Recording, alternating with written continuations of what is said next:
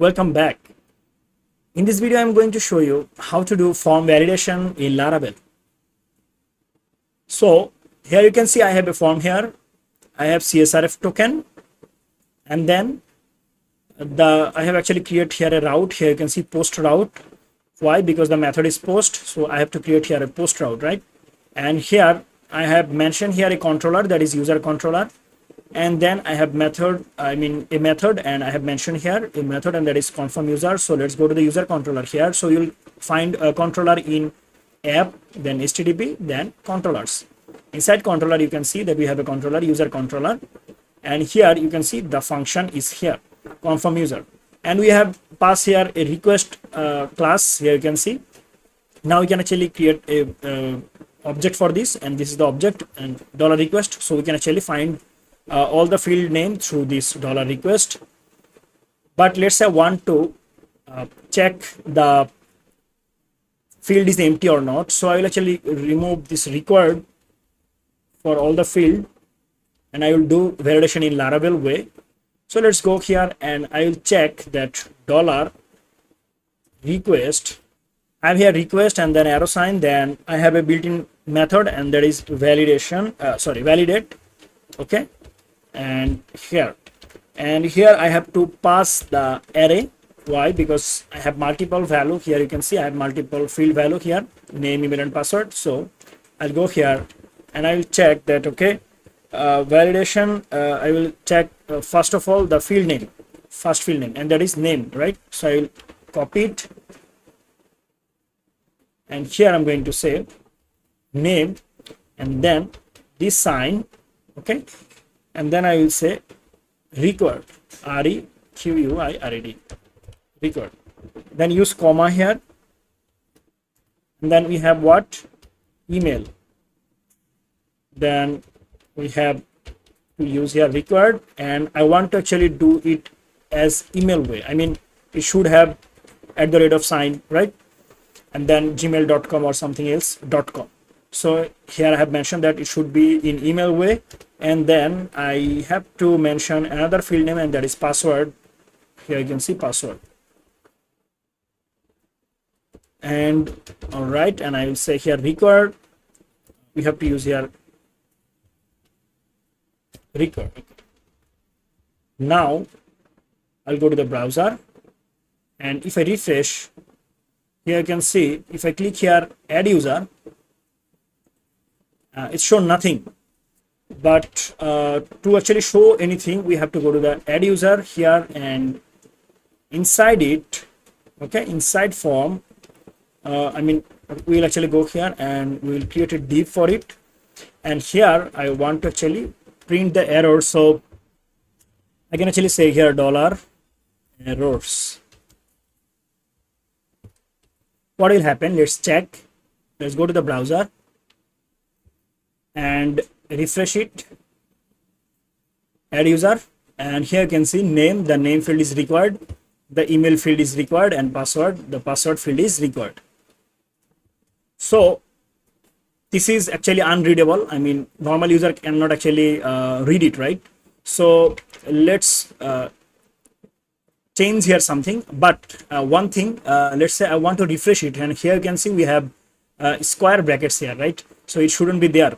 So we can actually show here, use here if condition, and that is add if, and here I'm going to end the if condition. So I will say end if, and here I'm going to say $errors any. Then we'll actually enter here. Okay, then we'll actually show all the errors. So $errors. Now let's go refresh. Now here you can see there is no square bracket, so it's gone.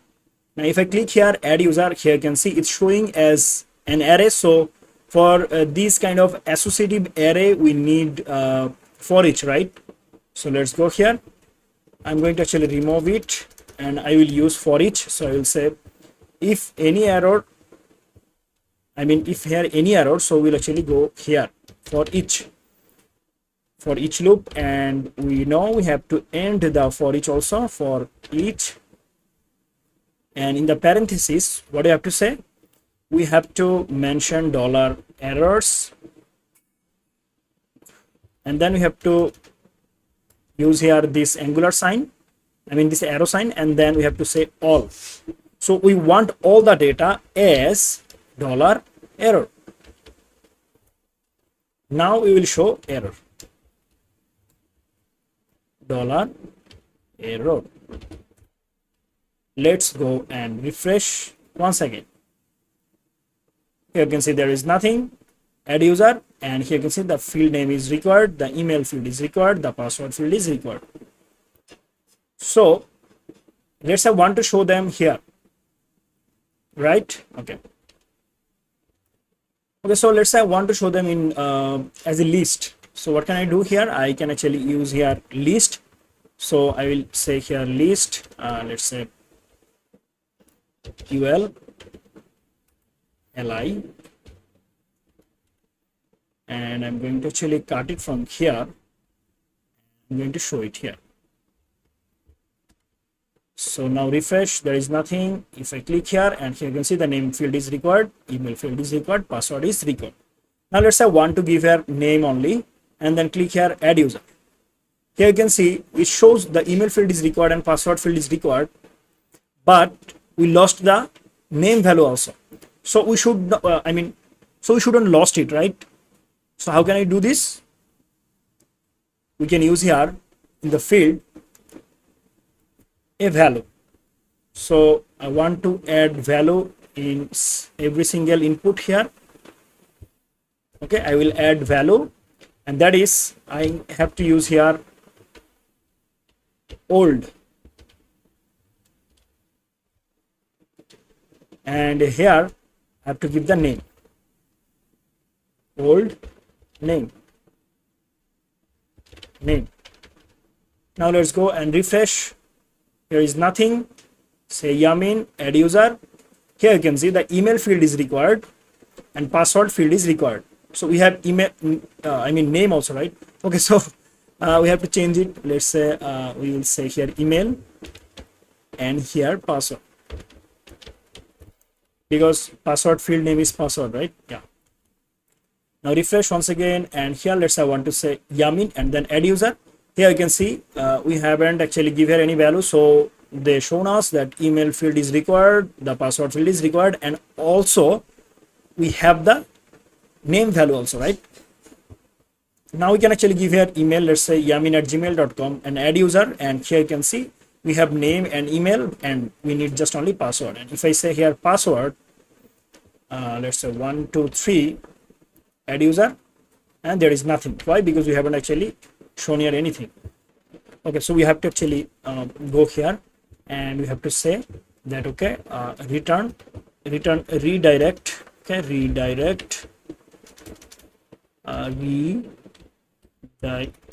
direct, and here arrow sign, then back.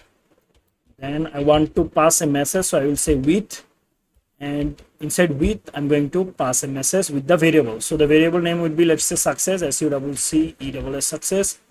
Here I want to print the message. So the message is what? Let's say added successfully. Okay. Now what I have to do, I have to go here and say okay, dollar if, and I'm going to actually, so I'm going to copy it, and then here I will go and I will say if session, and here I have to mention the success method, variable. Okay, so then we will actually say here session success. Now let's go to the browser, and here I want to add yamin, and I don't okay, I want to add here 123 password and then add user, and here you can see added successfully. So successful message is shown here. Okay, so that's it. So these are the basic validation. I hope you have learned that how to do validation. Now it's up to you. You can actually do more with validation, like you can actually use here minimum length and maximum length. Okay, and here also, I mean, like here you can give maximum height, I mean maximum character also, let's say max 255. I mean, it will actually you will actually do all the things according to your database structure. I mean, let's say your database will not actually accept, the email field not more than 255, so you should give here maximum value 255. And then let's say you want minimum password of 8 character, so you can actually give here that min of password is 8 character, let's say. So what will happen now, let's go here and I'm going to refresh it once again, and now let's say yamin, and here I'm going to actually give here let's say com like this, and then password, let's say 123. Add user, here you can see password field must be at least 8 character. Okay, so password field must be 8 character. So let's say I want to add here 1 2 3 4 5 6 7 8 9. Okay, and then add user. Now it will actually add it successfully. So actually you can do a lot more with validation. I just have shown you how you can do this. So yeah, that's it. I hope you understand. Thank you so much for watching. See you in the next video. Till then, goodbye.